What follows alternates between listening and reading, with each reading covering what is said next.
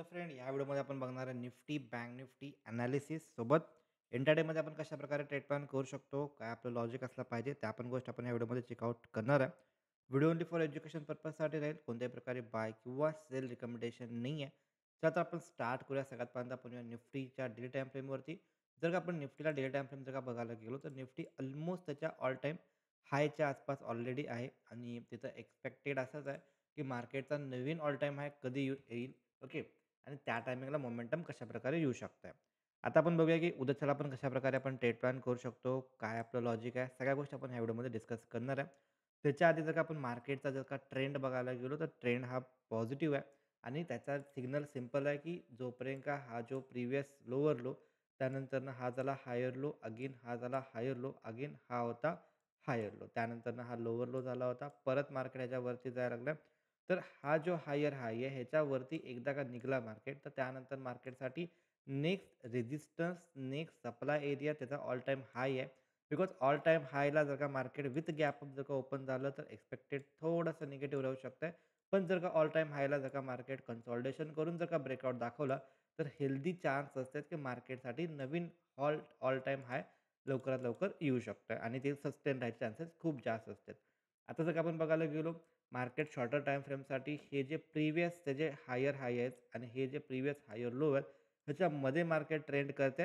तर सिंपल हा जो एरिया राहील, ओके, हा जो एरिया राहील त्यासाठी नो ट्रेडिंग झोन राहील मंडेसाठी, उद्यासाठी आणि ह्याच्यामध्ये जोपर्यंत मार्केट राहील एक्सपेक्टेड हेच राहील की मार्केट थोडंसं साइडवे जायचे चान्सेस जास्त वाटत आहेत. ओके. थोडंसं आपण गिफ्ट निफ्टी पण चेकआउट करू. गिफ्ट निफ्टी आपल्याला कशाप्रकारे ओपनिंग दाखवते बिकॉज ह्याच्यामध्ये कसं आहे की मंडे, सॅटर्डे, संडेला न्यूज येत असते. त्याच्यामुळं मे बी याच्यामध्ये चेंजेस होऊ शकतील. Okay. GIFT Nifty flat to positive दाखवायला लागले. बट एक्स्पेक्टेशन ही आहे की त्याच्यामध्ये थोडंसं चेंजेस पण येऊ शकतील बिकॉज ऑफ न्यूज. ओके. आता न्यूज जर का आपण बघायला गेलो तर न्यूज आले टॅरिफबद्दल आणि त्याच्यामध्ये कोणती न्यूज आहे, तर यूएसनं काय केले त्याचे जे इम्पोर्ट टॅरिफ आहेत, ओके, ते कमी केलेत किंवा झिरो केलेत कोणावरती, जे पण ॲग्रीकल्चर प्रोसेस्ड फूड्स आहेत. ओके. मग त्याच्यामध्ये कोणकोणते प्रॉडक्ट आहेत, तर समथिंग त्याच्यामध्ये coffee, T, fruits, nuts, okay. तर असे काहीतरी प्रॉडक्ट्स आहेत, ऑइल्स आहेत आणि हे जे हे ह्याच्याबरोबरचे जे पण स्क्रिप्ट असतील, त्याच्यावर तुम्ही स्टडी पर्पजसाठी फोकस ठेवू शकता. ओके.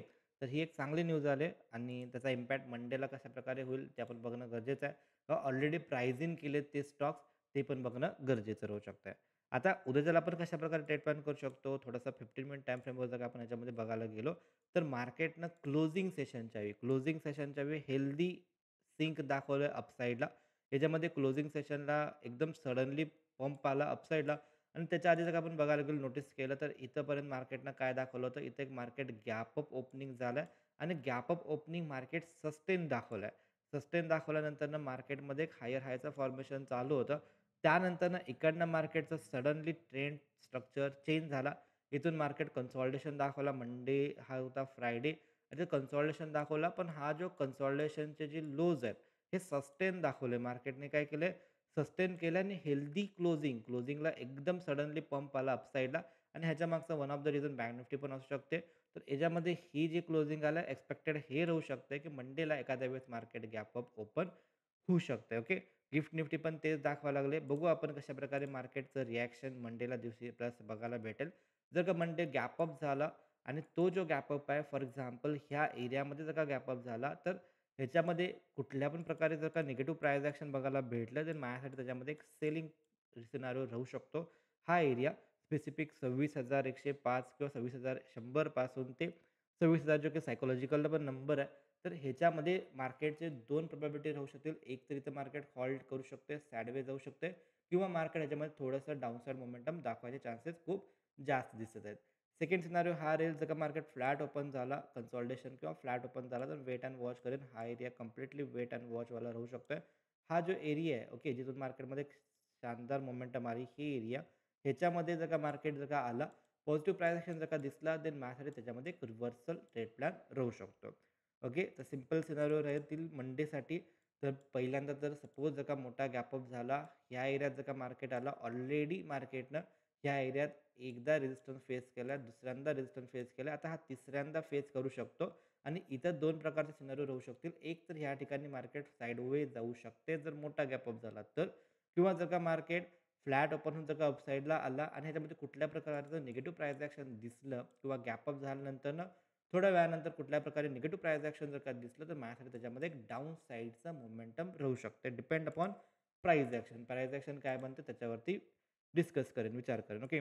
सेकंड सिनारिओ हा राहील, सपोज जर का मार्केट सरप्राईज झाला, मार्केटनं गॅप डाउन मोमेंटम दाखवला आणि हे जे लोज आहेत, हे जे लोज आहेत ह्याच्या खाली सपोज इथं मार्केट कुठेतरी फ्लॅट किंवा गॅप डाउन ओपन झाला, कन्सॉलिडेशन दिला, तर ज्यांनी पण ह्या लोकांनी बायिंग केले त्यांचे स्टॉप लॉस या साईडला पडलेले आहेत आणि इथं जर का आपल्याला फेक ब्रेकडाउन बघायला भेटला, तर इथून एक रिव्हर्सल प्लॅन करता येते किंवा जर का हे बी-ओ-एस झाला, सपोज हे स्ट्रक्चर्स म्हणजे ब्रेकडाउन सस्टेन झाला, तर डाउन साइडचा पण एक ट्रेड प्लॅन माझ्यासाठी ओपन राहू शकतोय. थर्ड गोष्ट ही आहे, की जर का मार्केट ह्या एरियात जर का आला, पॉझिटिव्ह प्राइस ॲक्शन बघायला भेटला, देन माझ्यासाठी त्याच्यामध्ये एक रिव्हर्सल ट्रेड प्लॅन राहू शकतो. ओके. तर हे होते निफ्टीसाठीचे गेम प्लॅन. निफ्टीमध्ये आपण कुठं ट्रेड प्लॅन नाही करू शकत आहे. त्यानंतर कुठं करू शकतोय आणि कुठं मार्केट साइडवेज जायचे चान्सेस जास्त वाटत आहेत. तर सगळ्या गोष्टी आपण डिस्कस केलेत. आता आपण येऊया याच्यामध्ये बँक निफ्टीमध्ये. बँक निफ्टीमध्ये कशाप्रकारे आपण ट्रेड प्लॅन करू शकतो, त्याच्या मागचं रिझन काय असू शकते. थोडक्यात जर का आपण बँक निफ्टीला डेली टाईम फ्रेमवरती बघायला गेलो, तर बँक निफ्टीचं स्ट्रक्चर जे आहे, हे स्ट्रक्चर फुल ऑन पॉझिटिव्ह आहे. बँक निफ्टी ऑल टाईम हायला आहे. प्रिव्हियस टाईमला पण बँक निफ्टीनं हा जो ऑल टाईम हाय आहे, हा ऑल टाईम हाय मार्केटनं जसं ब्रेकआउट दाखवला होता, एक चांगली मोमेंटम ह्याच्यामध्ये आली. त्यानंतर हे रिट्रेस झालं अगेन ह्याच्यामध्ये वरती जायला. तर एकदा का ही लेव्हल मार्केटनं क्रॉस केली आणि सस्टेन राहिला, तर ह्याच्यामध्ये एक चांगल्या प्रकारे पॉझिटिव्ह प्राइस ॲक्शन बघायला भेटायचे चान्सेस खूप जास्तीत जास्त दिसत आहेत ॲज पर पोझिशनल बेसिसवरती. इंटरडेमध्ये कशाप्रकारे आपण ट्रेड प्लॅन करू शकतो, काय आपला गेम प्लॅन असला पाहिजे, तर ते पण आपण ह्या व्हिडिओमध्ये चेकआउट करूया. सोप्या भाषेत जर का आपण बघायला गेलो, तर मार्केटचं क्लोजिंग टाईम मॉर्निंगला पण मार्केट गॅप डाऊन ओपन झाला होता. हेल्दी सिनारिओ बनला. त्यानंतरनं कन्सॉलिडेशन दाखवलं आणि त्यानंतर परत एक मार्केटनं स्ट्राँग मोमेंटम क्लोजिंगला अपसाईडला दाखवला आहे. जर का मोठा गॅप अप झाला किंवा मोठा ह्याच्यामध्ये गॅप अप जर का झाला, तर थोडंसं वेळ वेट करू शकतो आपण ह्याच्यामध्ये. जर का सडनली प्रॉफिट बुकिंग आला, तर एक्सपेक्टेड प्रॉफिट बुकिंग पण असू शकते. पण जर का साइडवे गेला आणि आफ्टरनून सेशनला जी रेंज मार्केट क्रिएट करेल, ओके, तर त्याचा हाय किंवा लो जे ब्रेक होईल त्या डायरेक्शनला आपण प्लॅन करू शकतो. बिकॉज ऑल टाईम हाय आहे. ओके. टॉपला कुठल्याही प्रकारचे सेलिंग एरियाज नाही आहेत. जर का आपण हा जर का एकदा सोडला, जो की 58,600च्या आसपास, ओके, अप्रॉक्स 566 आले. पण समथिंग 600च्या आसपासचं जर का ती ऑल टाईम हाय जर का सोडला, तर त्यानंतर वरती कुठं सेलिंग झोन नाही आहे. तर त्यासाठी ओपन स्पेस आहे मार्केटला अपसाईडला. जर मोठा गॅप अप जर का झाला, एक्स्पेक्टेशन तीच आहे, की गॅप अप ओपन होऊ शकतं. जर का मोठा गॅप अप जर का झाला, देन वेट अँड वॉच केलं पाहिजे. मार्केट कशाप्रकारे पहिली 15 मिनिटं दाखवते ते बघितलं पाहिजे. सडनली प्रॉफिट बुकिंग यायला लागले का ह्याच्यामध्ये मार्केट कन्सॉलिडेशन मारते, तर त्या 2 गोष्टीवरती नेक्स्ट मोमेंटम राहू शकते. फॉर एक्झाम्पल कन्सॉलिडेशन झाला, तर जे रेंज ब्रेकआउट दाखवेल, तर त्या डायरेक्शनला किंवा जे रेंज त्याच्यामध्ये तोडेल त्या डायरेक्शनला आपण ट्रेड प्लॅन करू शकतो. ही सोपी गोष्ट आहे. त्यानंतर सपोज जर का फ्लॅट उघडला, तर ह्याच्यामध्ये मजा येईल. जर का फ्लॅट ओपन होऊन जर का कन्सॉलिडेशन झालं थोडा वेळ आणि हा जर का ऑल टाईम हा जर का त्यानं ब्रेक केला ना, तर ह्याच्यामध्ये एक चांगल्या प्रकारचा बायिंग सिनारिओ आपल्याला बघायला भेटू शकतोय. जर मार्केट गॅप डाऊन झाला, हा जो एरिया आहे, ओके, हा जो एरिया आहे, इथून इथपर्यंतच्या एरियामध्ये कुठल्या प्रकारे पॉझिटिव्ह प्राइस ॲक्शन जर का दिसला, तर माझ्यासाठी त्याच्यामध्ये रिव्हर्सल ट्रेड प्लॅन करायची प्रोबॅबिलिटी राहू शकते. सोप्या भाषेत जर का आपण बघायला गेलो, तर ह्याच्यामध्ये सिंपल आहे. मोठा गॅप ऑफ एक्स्पेक्टेशन आहे. जर का तिथं ओपन झाला, पहिली 5 ते 15 मिनिटं वेट करायचं आहे. पहिली 15 मिनिटं सपोज प्रॉफिट बुकिंग जर का दिसला, कन्सॉलिडेशन झाला, देन थोड्या वेळानंतर जे रेंज ब्रेक होईल तिकडं प्लॅन करू शकतो. फ्लॅट उघडला, ऑल टाईम हायच्या वरती जायचा प्रयत्न दाखवला, तर अपसाईडचा ट्रेड प्लॅन करू शकतो.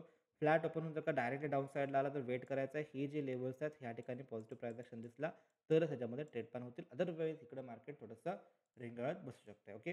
तर हे होते निफ्टी बँक निफ्टीचा ट्रेड प्लॅन फॉर टुमारो मंडेसाठीचा ट्रेड प्लॅन. जर का इन्फॉर्मेटिव्ह व्हिडिओ वाटला असेल, काहीतरी नवीन गोष्ट शिकायला भेटली असेल, तर डेफिनेटली लाईक आणि शेअर करायला विसरू नका. भेटू आपण नेक्स्ट व्हिडिओमध्ये. तोपर्यंत जय हिंद, जय महाराष्ट्र.